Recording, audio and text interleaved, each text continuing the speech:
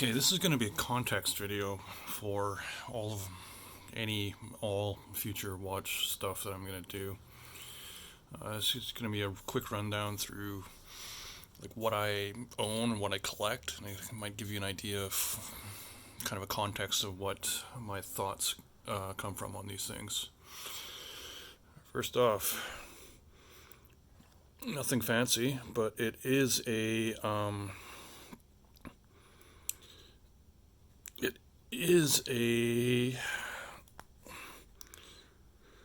automatic alarm watch. It's an A-Child 5007 or 8, and the alarm's not wound up. Anyway, it's a high beat.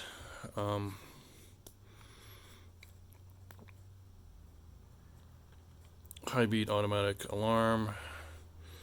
That's the alarm set's backwards. There it goes. A little bit of a buzz, but alarm wasn't activated. Anyway, interesting movement. Not very attractive watch. I'm more interested in movements personally than specific watch brands, but we'll get into those in a bit. So I have a collection of chronographs. Nevada Chrono King, not Master. This is a Valjoux 7733. So in this context, it is a cam activated with horizontal clutch. Seagull with the I think it's a Venus derived. So column wheel with horizontal clutch. Seiko Pogue. This one is a Franken by necessity because the date activation on these things can be delicate and finicky. But this is a automatic chrono with column wheel and vertical clutch.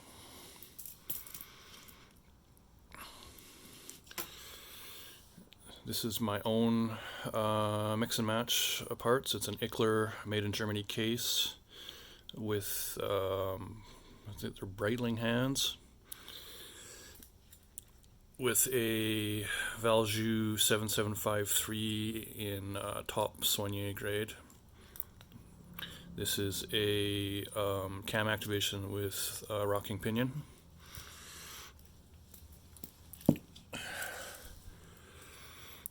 This is the Seiko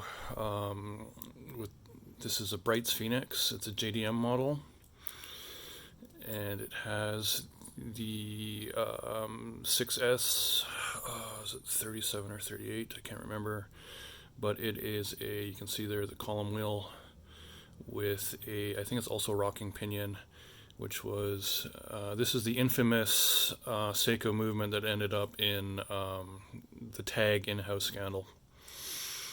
So those are the chronographs. Get these out of here. I also do the affordables. This is probably one of my most worn watches. You know, SKX. Another Seiko Diver, inexpensive. This is the second gen Monster. It is also worn a lot. It's in rough shape, but I've added I think it's a Marine Master adjustable clasp on it.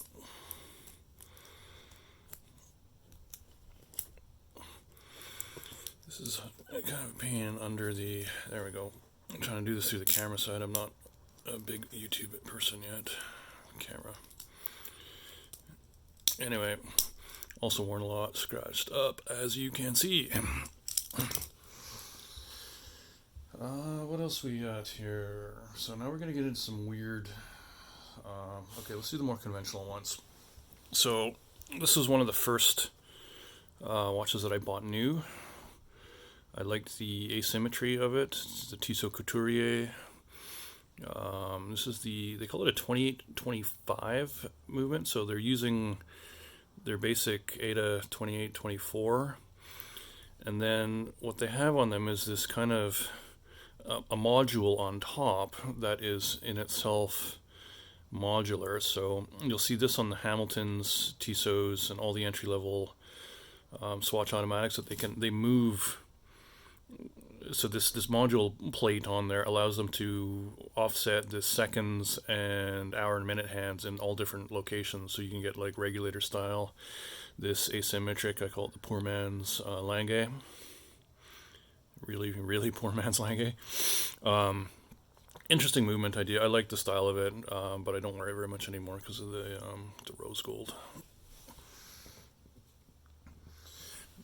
Another more typical modern watch, Victorinox Enochs. Of course, the Enochs is supposed to be referring to stainless steel. This one is the forged carbon case with the titanium back and titanium clasp, and natural rubber. I don't wear it that much, but I like the look of it. I wear it occasionally. Let's see if we can get. Yeah, it's going. None of these are set or running.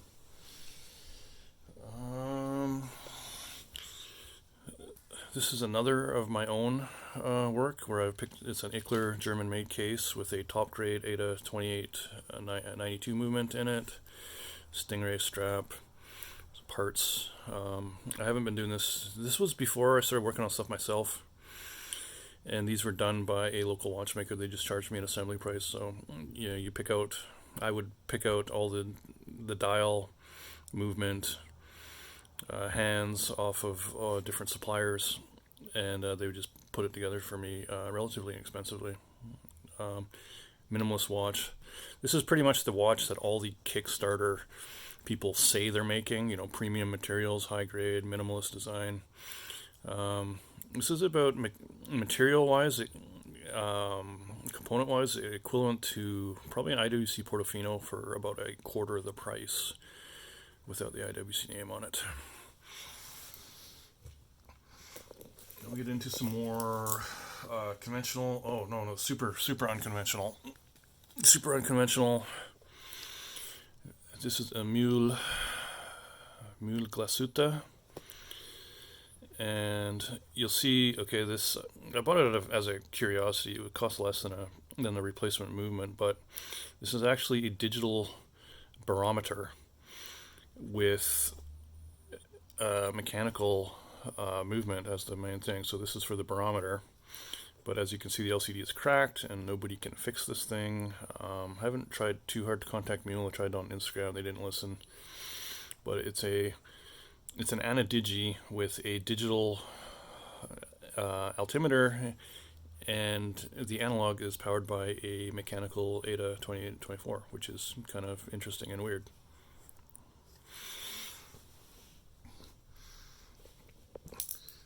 Some more conventional collection type things. These are kind of speculative, but I still wear them and like them because they're pretty basic and simple. Tudor Print State Tiger. When I bought it, I thought it was a Hydronaut, but this was from Japan, so they might have different branding. So this is the Print State Tudor. It's a dive watch, full dive extension, uni bezel, good lume, everything. This is, I was like, maybe they will go up with the Tudor hype, but no, they're too weird looking. If it's a Tudor and it doesn't look almost exactly like a Rolex, nobody gives a shit.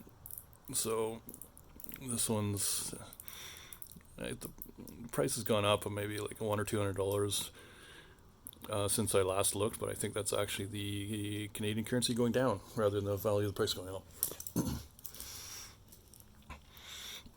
Another vintage Omega Seamaster 200, which I much prefer to the 300s, the Bond ones. So this is the pre-Bond Seamaster. Old enough to be kind of still affordable.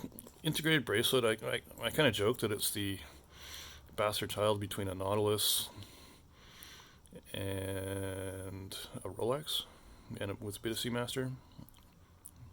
I wear it occasionally. It's a bit small. This is the mid-size, but large sizes with The mechanical movements are not easy to find at the moment, so getting the automatic in this was my priority. Plus the sword hands. I don't like it when they have the Rolex style hands. Seamaster means sword hands, where it used to. Now they have that weird Bond floating dot bullshit.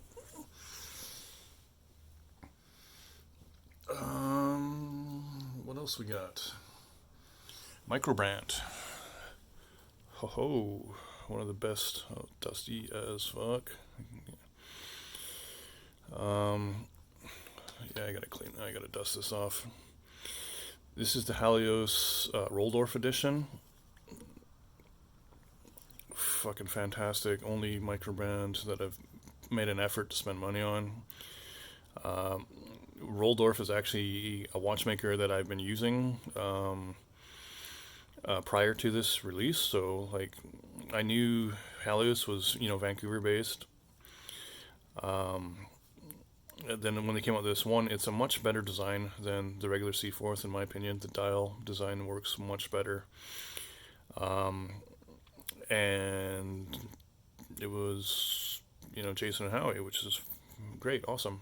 So buy that, looks cool. Support local businesses, a little bit of, Vancouver, a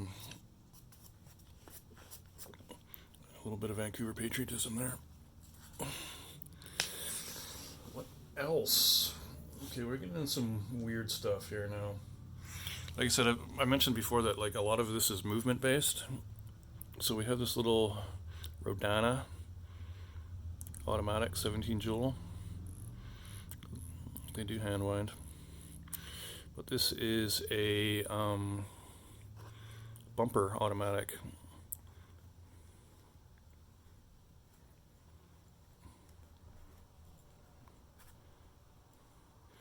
Which I just thought was interesting. This was like super cheap, and that's obviously not a display case back. That's not period. They didn't do this back when they were making bumper automatics. I haven't serviced it or anything like that. It's not. It's just neat looking. Plus, I didn't have a bumper.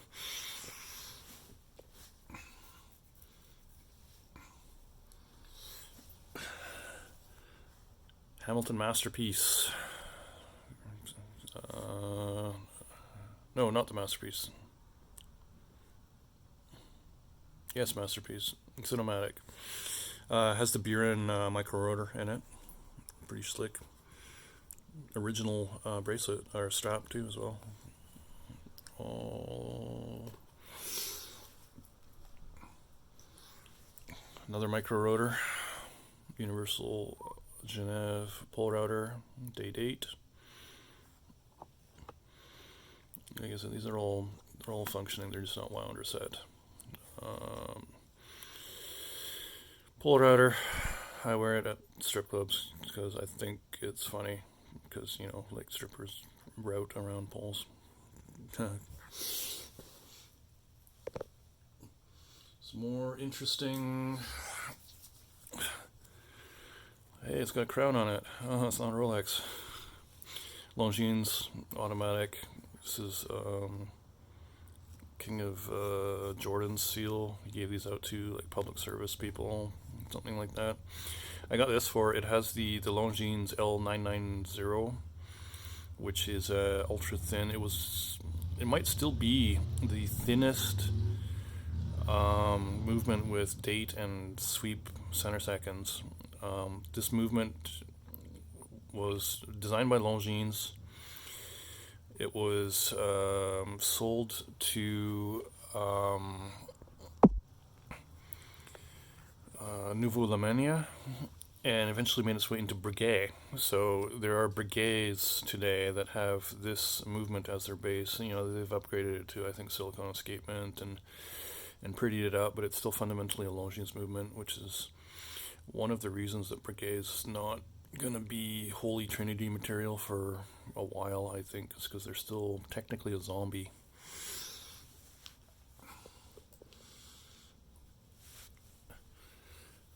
Another Longines.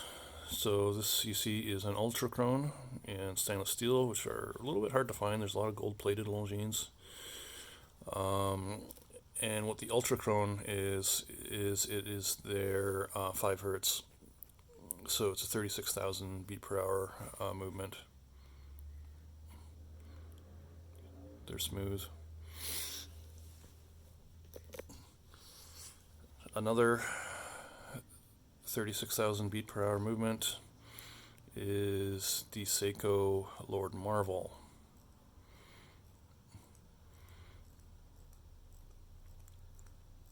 Which is, they're relatively affordable in gold plate. Stainless ones are a little bit more. But again, a very, very smooth sweep on them. So I got the 5 hertz covered.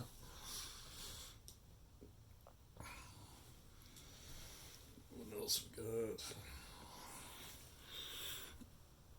This one I pillaged the strap off of this because it's 19 millimeters and put it on the Lord Marvels. This is a Lord Elgin, which, this is a fully US made. It has the 21 jewel, I think 6 adjustment movement.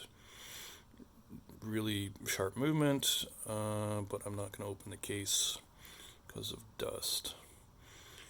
But the height of American watchmaking was this. The Hamilton I showed earlier has the Buren movement, which is when they were moving production to Switzerland right before their basic downfall. Whereas Elgin is now owned by some company that makes shitty quartz watches and sells them in Walmart, which is a shame. What else we got? JDM SARB 33. Not much to say. Another collectible, IWC. This is the 853.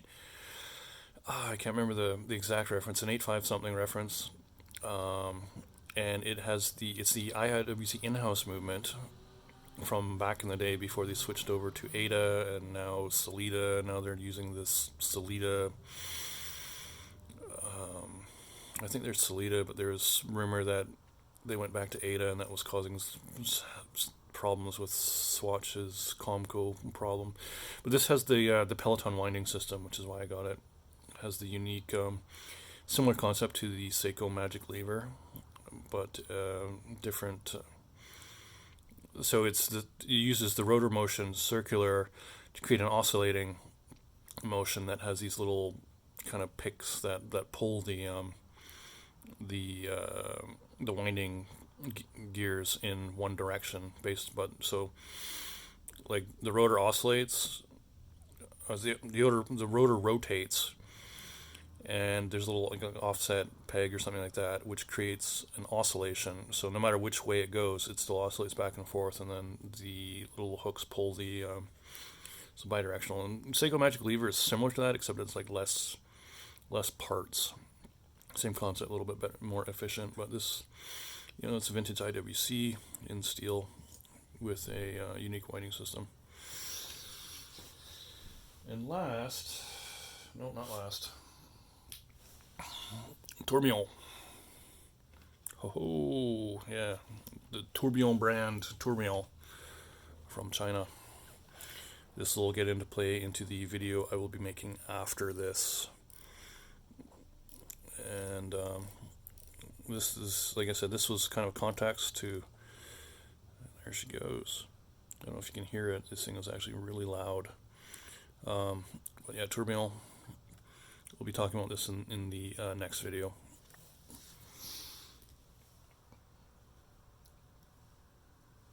And then the last little bit,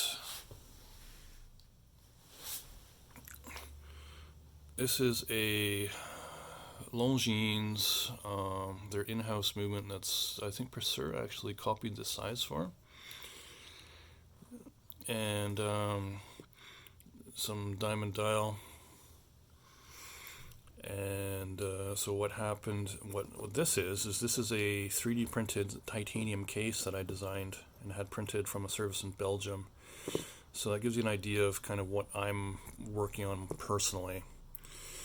So this is not the complete collection, but this is just to give a context of what I'm going to be talking to in the next video, which is going to be a little bit of talk about the position of Chinese movements coming up in the industry. So hopefully this gives you some background onto where my point of reference is coming from, and I'll see you in the next video, maybe.